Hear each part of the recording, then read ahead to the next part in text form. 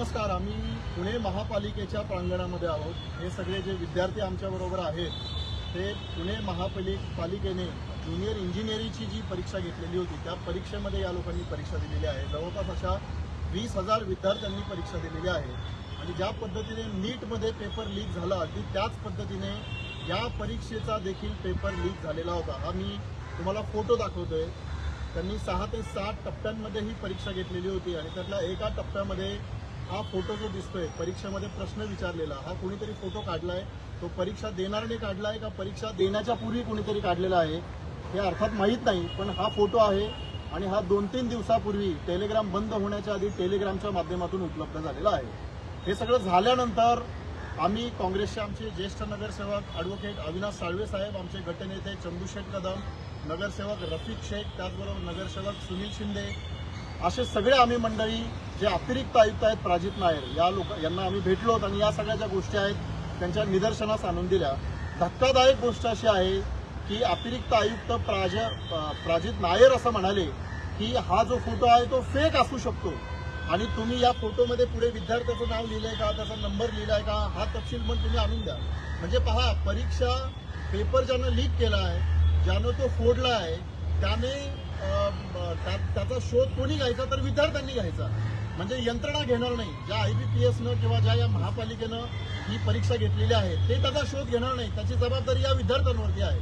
अशा पद्धतीचं जे एकूण अप्रोच आहे तो अतिरिक्त आयुक्तांचा दिसला. आम्ही त्यांना अशी मागणी केली आहे की हा जो फोटो आहे त्याची जी डिजिटल इमेज आहे ती त्यांना पाठवलेली आहे, त्याचा फॉरेन्सिक ऑडिट करावा आणि खरोखरी फेक इमेज आहे किंवा नेमकी कुठून कशा पद्धतीने आली याचा शोध घ्यावा.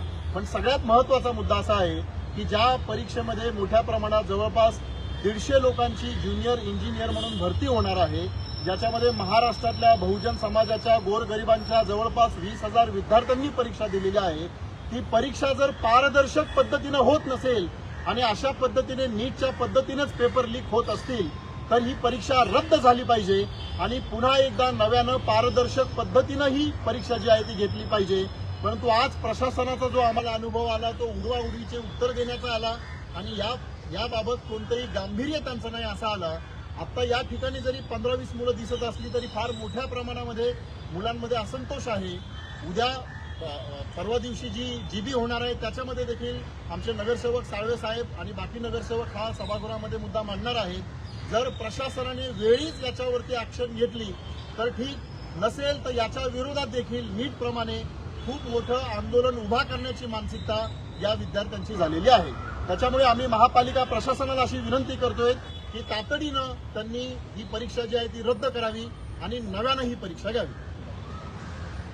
परमपूज्य नेते डॉक्टर बाबासाहेब आंबेडकर, महात्मा ज्योतिबा फुले यांना अभिवादन करतो. आज ज्युनियर इंजिनियर पुणे महानगरपालिकेच्या परीक्षार्थी जे विद्यार्थी आहेत ते आम्हाला भेटले आणि त्यांनी सगळं कथन केलं की ज्या पद्धतीने ह्या परीक्षेत अनियमितता आहे, भ्रष्टाचार झालेला आहे, गोंधळ झालेले सगळे आम्हाला व्यवस्थित मांडणी केली त्यांनी.